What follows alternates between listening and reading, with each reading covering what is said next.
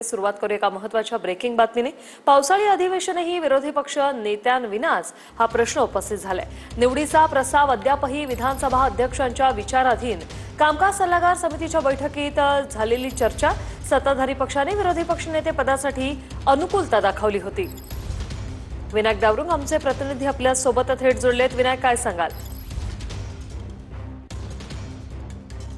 रुशाली, आपण जर पाहिलं तर पावसाळी अधिवेशनाला आजपासून सुरुवात जी आहे ती मुंबईमध्ये होते। पुढील 3 आठवडे हे अधिवेशन जे आहे ते असणार आहे। विरोधी बाकावरती विरोधी पक्षनेते पद जे आहे ते दिले जाईल का, हे अजूनही आपण जर पाहिलं तर संपूर्ण विचाराधीन विधानसभा अध्यक्षांच्या असलेलं पाहायला मिळतं। त्यामुळे हे अधिवेशन सुद्धा विरोधी पक्ष नेत्या विनात जातं का हे बघावं लागणार आहे। भास्कर जाधव यांच्याकडून अर्ज जो आहे तो मागच्या अधिवेशनात विधानसभा अध्यक्ष राहुल नार्वेकर यांना देण्यात आला होता, परंतु मागच्या अधिवेशनामध्ये त्यावरती कुठलाही निर्णय जो आहे तो विधानसभा अध्यक्षांनी घेतला नव्हता। त्यामुळे या अधिवेशनात तरी हा निर्णय होतो का हे बघावं लागणार आहे। कारण आपण जर पाहिलं तर कामकाज सल्लागार समितीची बैठक गेल्या 2 दिवसापूर्वी झाली, तेव्हा त्या बैठकीत सुद्धा हा विषय जो आहे तो आला होता। तेव्हा विधानसभा अध्यक्ष म्हटले की हा विषय जो आहे किंवा हा विधानसभा अध्यक्ष म्हटले की विरोधी पक्ष नेत्याचा विषय जो आहे तो विचाराधीन आहे असं त्यांनी म्हटलेलं होतं। आणि त्यानंतर आज अधिवेशनाला सुरुवात होते। आज अधिवेशनाची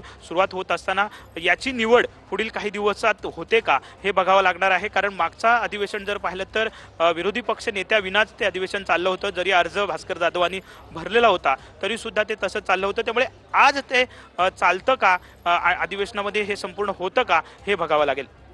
धन्यवाद विनायक, तुम्ही दिलेल्या या माहितीसाठी।